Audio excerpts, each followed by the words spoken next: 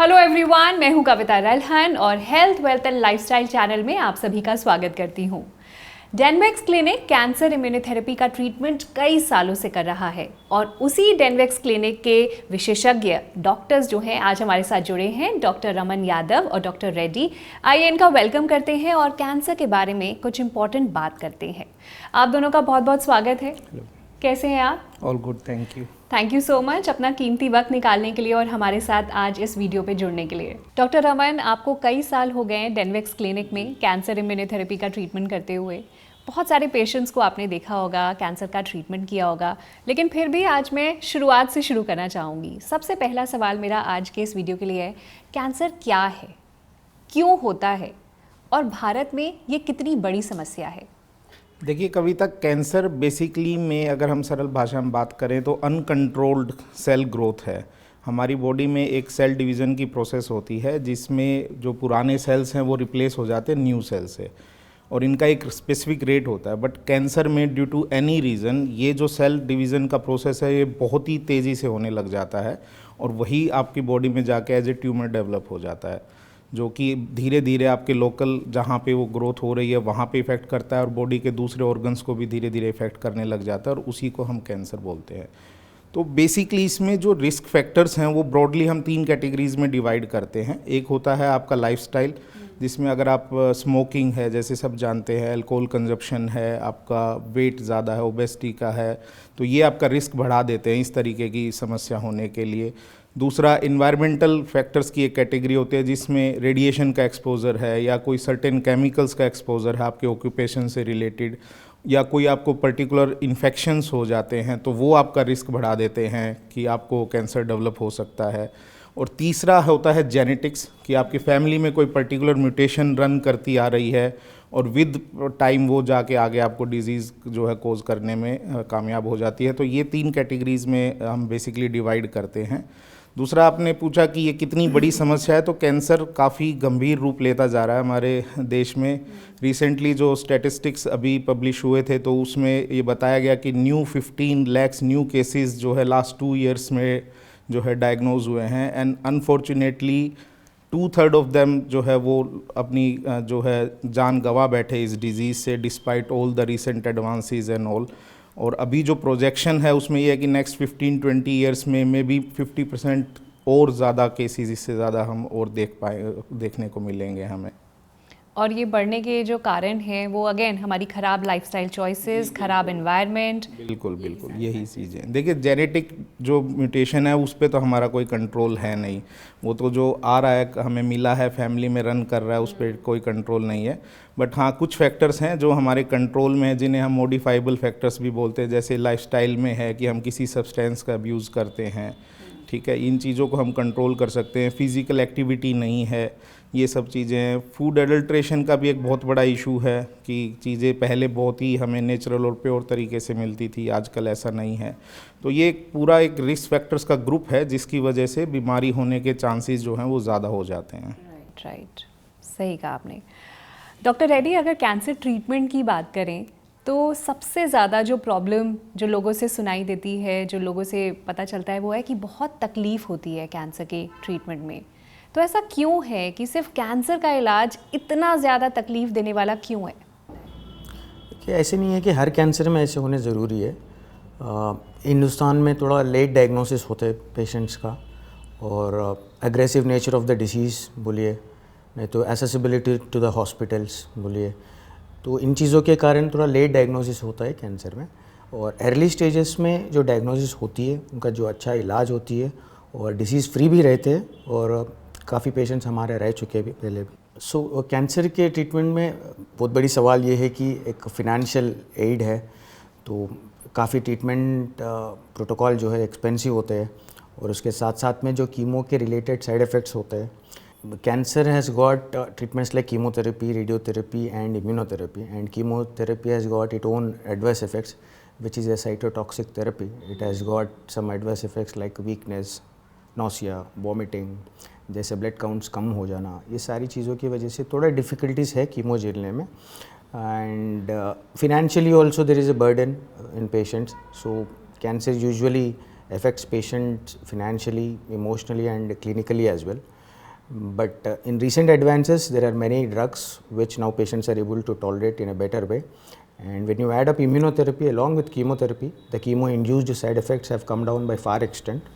And chemo-related side effects now patients are able to tolerate in a better way when it is added up with immunotherapy. Yeah.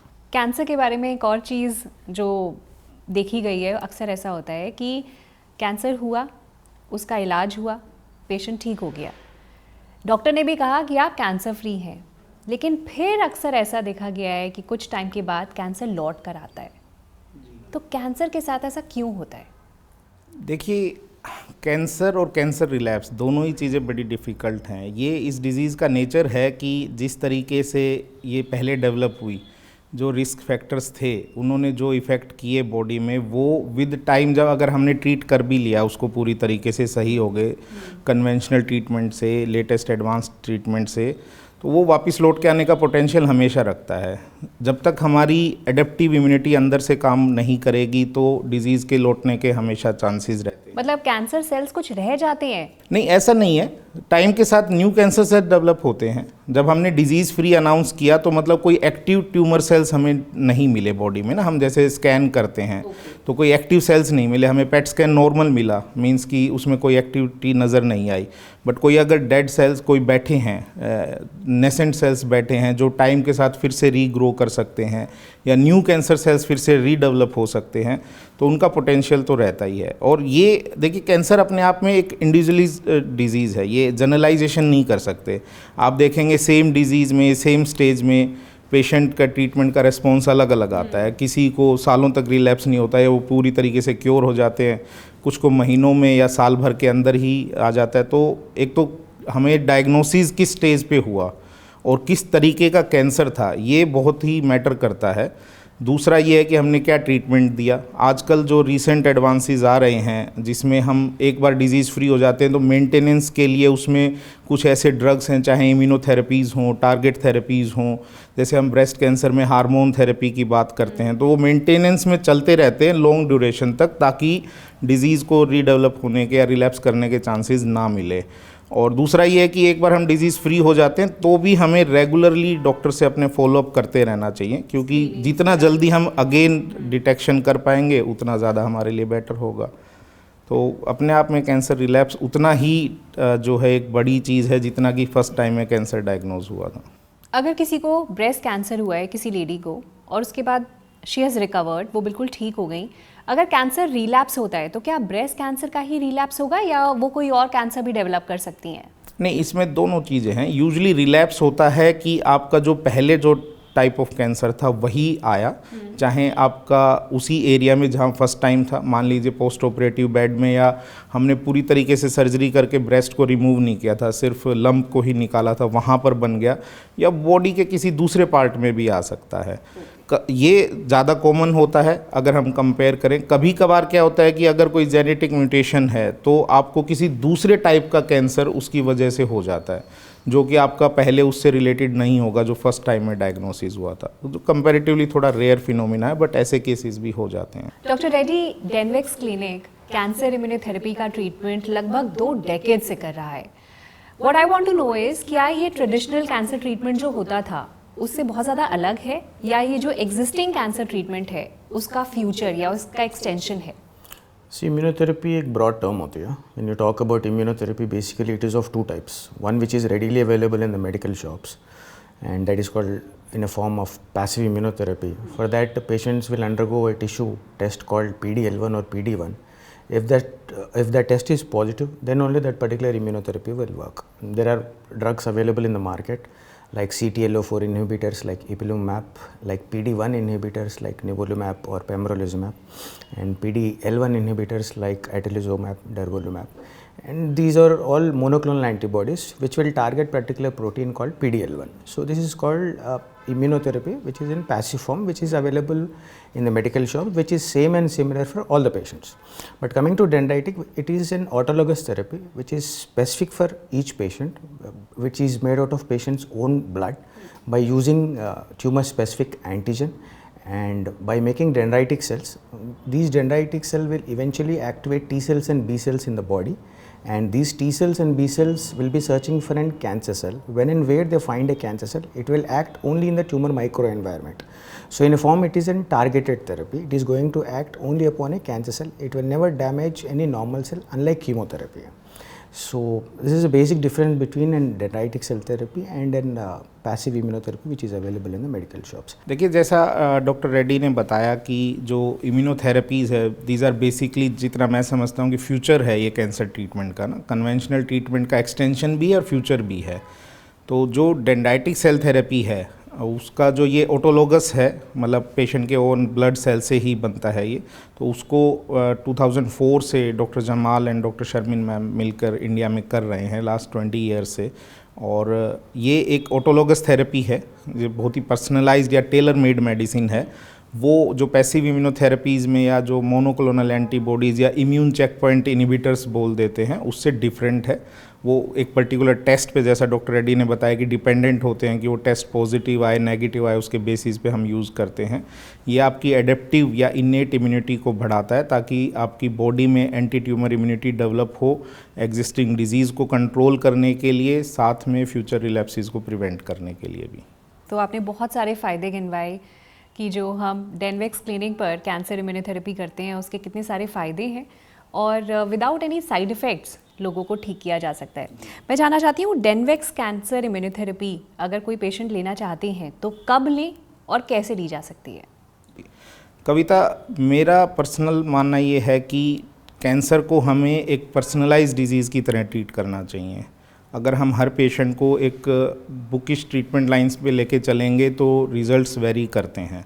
तो जो डेनवेक्स या dendritic cell therapy जो है वही personalised treatment है। इसमें हमें ये देखना होता है कि पेशेंट को डायग्नोसिस किस स्टेज पे हुआ, और जितना अर्ली ट्रीटमेंट प्रोसेस में हम सेल थेरेपी को अपना पार्ट बनाएंगे उतना ज़्यादा बेटर हम ओवरऑल रिजल्ट्स जो है वो गेन कर पाएंगे। चाहे पेशेंट की कीमो चल रही हो या रेडिएशन चल रही हो, उसके साथ में भी हम इसको ले सकते हैं, क्योंकि एक तो उनके साइड इफ़ेक्ट्स को कम करता है, टॉलरेबिलिटी बढ़ती है, तो उन ट्रीटमेंट के रिजल्ट्स भी अच्छे आते हैं।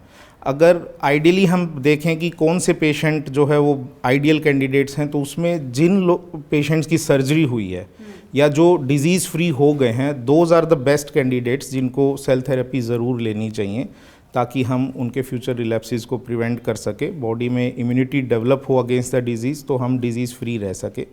दूसरा, अगर इन जनरल हम बात करें, किसी को एडवांस स्टेज में डायग्नोज हुआ, मान लीजिए सर्जरी पॉसिबल नहीं है, पैलिएटिव कीमो चल रहा है, तो उन पेशेंट्स को भी सेल थेरेपी को अपने ट्रीटमेंट का पार्ट बनाना चाहिए, क्योंकि जैसा मैंने पहले बताया कि वो क्वालिटी ऑफ लाइफ को मेंटेन करने में हेल्प करेगा। जो कीमोथेरेपीज़ हैं या और साइटोटॉक्सिक जो ट्रीटमेंट हैं उनके साइड इफ़ेक्ट्स कम होते हैं, उनकी टॉलरेबिलिटी बढ़ती है, तो कीमो सेंसिटाइजेशन होता है। इस प्रोसेस को हम बोलते हैं कि कीमो सेंसिटाइजेशन हुआ। साथ में अपने आप में आपकी बॉडी में इम्यूनिटी डेवलप होगी, तो वो भी एक फैक्टर बनेगा आपके डिजीज़ की प्रोसेस को कंट्रोल करने में और उसको रेमिशन में ले जाने में। तो quality of life as well as progression free survival, दोनों चीज़ों में बेनिफिट मिलता है।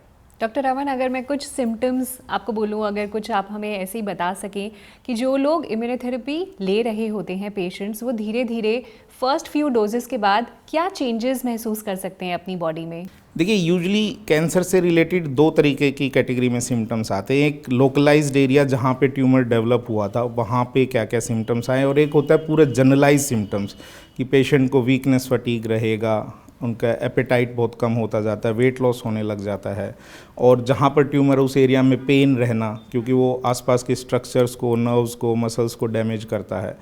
तो जैसे जैसे हम इम्यूनोथेरेपी लेते हैं और वो जो ट्यूमर का जो ग्रोथ है उसको स्लो डाउन करता है, उसको ट्यूमर के बर्डन को बॉडी में कम करता है, तो आपको दोनों चीज़ों में फ़र्क मिलेगा।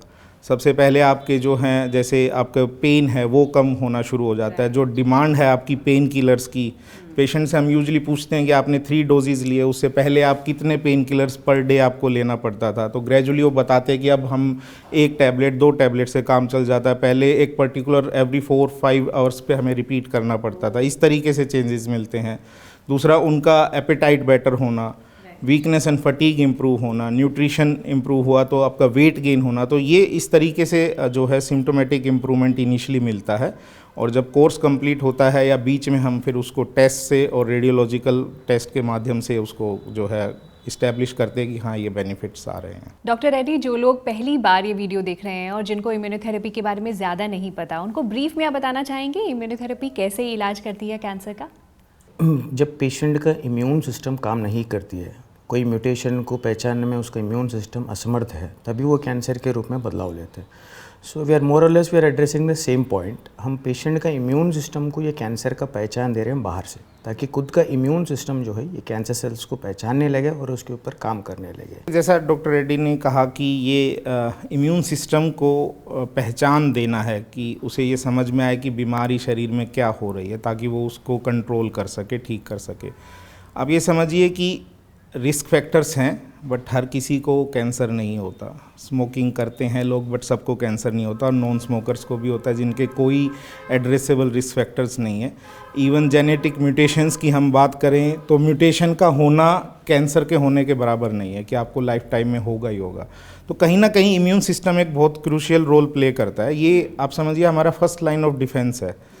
ट्यूमर के सेल्स बॉडी में साइलेंटली ख़राब सेल्स सेल डिवीज़न की प्रोसेस में सबके बनते हैं, ठीक है। हमारा इम्यून सिस्टम उसको एड्रेस करता रहता है, उनको फ्लरिश नहीं होने देता, तो हमें डिजीज़ से बचाता रहता है।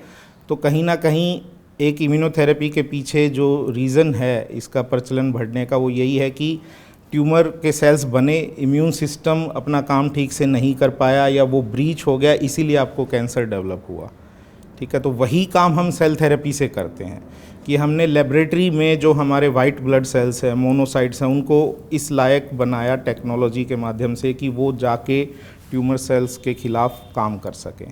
तो ये हम पेशेंट के ब्लड से ही करते हैं मल्टीपल टाइम। जैसे पता है कि हमने ये 3 मंथ्स का प्रोसेस है जिसमें हम पेशेंट का पहले ब्लड लेते हैं, उसमें से मोनोसाइट्स को सेपरेट करके लेबोरेटरी में डेंड्राइटिक सेल्स बनाए जाते हैं, जो कि पेशेंट के ब्लड से ही बने तो इसलिए स्पेसिफिक है। दूसरा, जो कैंसर उनको है उसके लिए ही स्पेसिफिक बनते हैं। ऐसा नहीं है कि एक ब्रेस्ट कैंसर के पेशेंट के लिए हमने बना के रखा हुआ और सभी ब्रेस्ट कैंसर पेशेंट को वही एक ही टाइप का डेंड्राइटिक सेल दिया जा रहा है। हर बार एंटीजन्स, हर बार पेशेंट का ब्लड इंडिविजुअल तरीके से होता है। तो बहुत ही पर्सनलाइज्ड और टेलर मेड मेडिसिन है। एवरी 15 डेज़ पे हम यूजुअली इसका इन्फ्यूज़न देते हैं। जैसे सेलाइन से कोई भी ड्रिप के ज़रिए इंजेक्शन चलता है तो 30 मिनट का एक ये प्रोसेस रहता है और 15-15 दिन पे दिया जाता है 3 मंथ्स के लिए। तो ये एक जनरल प्रोसेस है सेल थेरेपी का। डॉक्टर रमन, डॉक्टर रेड्डी, आपको काफ़ी वक्त हो गया है डेनवेक्स के साथ जुड़े हुए। जो लोग ये वीडियो पहली बार देख रहे हैं उनको आप बताना चाहेंगे कि डेनवेक्स पर क्या क्या सुविधाएँ प्रोवाइडेड हैं, क्या क्या फैसिलिटीज़ प्रोवाइडेड हैं? डेनवेक्स में हम एक कंप्लीट कैंसर केयर का जो है वो प्रोवाइड करते हैं। It's just not a clinic, एक कंप्लीट नर्सिंग केयर। हमारे पास 30 बेडेड इंडोर फैसिलिटी है with 4 to 5 ICU beds with ventilatory support and 24/7 anaesthesiologist हमारे पास रहते हैं, ठीक है। ऐसा नहीं है कि हम सिर्फ डेनवेक्स थेरेपी करते हैं। पेशेंट की कंडीशन के ऊपर, रिक्वायरमेंट के ऊपर, जब कीमोथेरेपी की ज़रूरत है तो कीमोथेरेपी भी दिया जाता है। जो लेटेस्ट टारगेट थेरेपी और जो जितने भी और ड्रग्स हैं वो सब तरीके का जो ट्रीटमेंट फिजिबल है और जो ज़रूरी है वो किया जाता है। तो pain management, ICU care, nursing care, best of the palliative care, सारी चीज़ें हमारे यहाँ पे अवेलेबल हैं। देखिए, डेनवैक्स में ओनली इम्यूनोथेरेपी ही नहीं, हम उसके साथ साथ में सारी कन्वेंशनल थेरेपीज़ भी करते हैं और सर भी बहुत इंकरेज करते हैं हमें सारी कन्वेंशनल थेरेपी की इसके साथ में इम्यूनोथेरेपी करने के लिए। जैसे मैं कीमोथेरेपी और रेडियोथेरेपी की पार्ट करता हूँ और हमारे पास पूरी सुविधा है जो कीमोथेरेपी देने के लिए ICU बैकअप है, उसके लिए हमारे पास ICU टीम है और 24 आवर हमारे पास रेजिडेंट डॉक्टर रहते हैं और 24 आवर्स खुले हुए हॉस्पिटल है डेनवैक्स 84 में, वसंत विहार में। जैसे मैं कीमोथेरेपी और रेडियोथेरेपी की पार्ट करता हूँ, डॉक्टर जमाल सर जो है इसमें इम्यूनोथेरेपी की पार्ट करते हैं, डॉक्टर रमन सर जो है इसमें फिजिशियन और पेन पैलिएटिव केयर करते हैं और उसके साथ साथ में हमारा पूरा 16 डॉक्टर्स का टीम है, उसमें एनेस्थेटिस्ट है, ICU पूरी टीम है, उसके साथ साथ में रेजिडेंट डॉक्टर्स भी है। 24 आवर हॉस्पिटल ओपन है और अंडर ICU बैकअप कीमोथेरेपी दिया जाता है और इम्यूनोथेरेपी भी क्लोजली मॉनिटर करा जाता है हर डोज के बाद। तो यानी हिंदुस्तान या पूरे वर्ल्ड में कोई भी आ सकता है अपनी ट्रीटमेंट कराने के लिए, इलाज कराने के लिए। प्रॉपर नर्सिंग होम है जहाँ पे अकॉर्डिंग टू द पेशेंट कि उसको किस तरह की रिक्वायरमेंट है, कीमो देना है, इम्यूनोथेरेपी देना है, कोई और ट्रीटमेंट करना है, वो सारा आप ख्याल रखते हैं उन चीज़ों का? पेशेंट एडवांस स्टेज में आते हैं जहाँ पे कोई ट्रीटमेंट फिजिबल नहीं होता कि हम उनको कोई कीमो दें या और ट्रीटमेंट करें, या पेशेंट्स भी आके बोलते हैं कि हमें बोला है कि पेशेंट को बस अब सपोर्टिव केयर या पैलिएटिव केयर जो एग्जैक्ट वर्ड है कि वो ही देना है। तो हम पैलिएटिव केयर भी, best of palliative care provide करते हैं। पेन मैनेजमेंट है, बाकी सपोर्टिव केयर, उसके लिए भी पेशेंट जो है हमें अप्रोच कर सकते हैं और वो चीज़ें हम प्रॉपरली यहाँ पे मैनेज करते हैं। डॉक्टर रमन, डेनवेक्स क्लिनिक पर जो कैंसर इम्यूनोथेरेपी दी जाती है, क्या वो प्रिवेंशन के लिए भी काम करती है? बिल्कुल कविता, प्रिवेंशन के लिए भी हम डेनवेक्स इम्यूनोथेरेपी को यूज़ कर सकते हैं। हमने ऐसे केसेस पहले भी किए हैं, जैसे किसी को फैमिली में जनरेशन्स में ब्रेस्ट कैंसर या ओवेरियन कैंसर रन कर रहा है, पर्टिकुलर ब्रैका म्यूटेशन जैसे होती है, उसकी वजह से रिस्क बढ़ जाता है, तो हमने ऐसे पेशेंट्स में ट्रीटमेंट किया है। ये एक प्रकार का वैक्सीनेशन प्रोग्राम है, इसीलिए इसको डेंड्राइटिक सेल वैक्सीन भी बोलते हैं या डीसी वैक्सीन भी बोल देते हैं इसको। तो कोई साइड इफ़ेक्ट्स नहीं है, जैसे हम बाकी और बैक्टीरियल इन्फेक्शंस, वायरल इन्फेक्शंस के लिए वैक्सीनेशन करते हैं, इसको भी हम इसमें कर सकते हैं। और हमने पहले भी ऐसे पेशेंट्स किए हैं, उनमें भी रिजल्ट्स आते हैं, अच्छे रहते हैं। तो डेफिनेटली हम इसको कंसिडर कर सकते हैं इस चीज़ के लिए। और अगर प्रिवेंशन की मैं बात कर ही रही हूँ, कोई पर्टिकुलर कैंसर है जिसकी प्रिवेंशन के लिए डेंड्राइटिक सेल इम्यूनोथेरेपी ज़्यादा इफेक्टिव मानी जाती है? इसमें 2-3 कैंसर्स हैं, कुछ ऐसे म्यूटेशंस हैं जिसमें ब्रेस्ट कैंसर है, जैसे ओवेरियन कैंसर है। अगर मान लीजिए हमारे एल्डर जनरेशन में, पेरेंट्स में या उनके सिबलिंग्स में या ग्रैंड्स पेरेंट्स में ऐसे हुआ है, 2 to 3 जनरेशन में केस डायग्नोज हो रहे हैं, तो फीमेल्स में आने वाली जनरेशन में रिस्क है उस म्यूटेशन की वजह से, तो उसके लिए हम इसको डेफिनेटली कंसिडर कर सकते हैं। प्रोस्टेट कैंसर में हम इसके साथ कर सकते हैं, क्योंकि वो एक एज रिलेटेड मैलिग्नेंसी है कि बिनाइन प्रोस्टेट हाइपरप्लेसिया तो होता ही है, बट ग्रेजुअली उसी में एज के साथ जो है आपको कैंसर डेवलप हो जाता है, तो उसके लिए हम यूज़ कर सकते हैं एल्डरली पेशेंट्स में। तो ये 2-3 स्पेसिफिक कैटेगरीज हैं जिनमें डेफिनेटली प्रिवेंशन में रोल है डेनवेक्स इम्यूनोथेरेपी का। थैंक यू सो मच, आप दोनों ने अपना कीमती वक्त निकाला और हमारे साथ जुड़े और इतनी इंपॉर्टेंट इन्फॉर्मेशन शेयर करी। जाते जाते मैं चाहती हूँ कोई इंपॉर्टेंट मैसेज है जो आप इस वीडियो के माध्यम से देना चाहेंगे व्यूअर्स को? जी बिल्कुल, देखिए सबसे पहली बात तो ये है कि कैंसर से डरें नहीं, इसको ऐसे मत समझिए कि कैंसर पता चल गया, डॉक्टर ने बोल दिया है तो बस यहाँ से एंड ही है और कुछ नहीं है। अब ऐसा नहीं है। आप अगर सही टाइम पे सही टीम को अप्रोच करेंगे, सही ट्रीटमेंट मेथोडोलॉजी को अप्रोच करेंगे, तो डेफिनेटली आप इससे क्योर मिल सकते हैं और एक लंबी लाइफ, आपको अच्छी हेल्दी लाइफ मिलेगी। तो ये है कि आपको एक सेकंड ओपिनियन के लिए आप हमें ज़रूर जो है कांटेक्ट कीजिए। ऐसा नहीं है कि आपका जो एग्जिस्टिंग ट्रीटमेंट चल रहा है हमें उसको बंद करके ही हमारी इम्यूनोथेरेपी ही देना है। एक सेकंड ओपिनियन की वो सही लाइन ऑफ ट्रीटमेंट है और उसमें हम क्या और बेहतर ऐड ऑन कर सकते हैं, उसके लिए भी आप हमें जो है संपर्क कर सकते हैं इस चीज़ के लिए। इसमें हमने पहले भी बहुत से जो पेशेंट हमारे ट्रीटमेंट प्रोटोकॉल से ठीक हुए हैं, रिकवर हुए हैं, उनके भी टेस्टिमोनियल्स हमने अपनी वेबसाइट पर और हमारे यूट्यूब चैनल पे जो है पेशेंट की इन्फॉर्मेशन के लिए डाला हुआ है, जनरल पब्लिक इन्फॉर्मेशन के लिए। साथ में डेनवेक्स इम्यूनोथेरेपी का एक डिटेल्ड वीडियो भी है जिसमें बताया गया कि कैसे ये ट्रीटमेंट होता है, क्या क्या इसके प्रिंसिपल्स हैं। वो सब चीज़ों के लिए भी आप उन वीडियोज़ को कंसिडर कर लीजिए, उनको देख के आपकी इन्फॉर्मेशन और बेटर रिफाइंड हो जाएगी। Thank you so much doctor Raman, doctor Reddy, अपना कीमती वक्त निकाला और कैंसर के ऊपर इतनी इंपॉर्टेंट इन्फॉर्मेशन हमारे साथ शेयर करी, उसके लिए बहुत बहुत धन्यवाद। Thank you so much.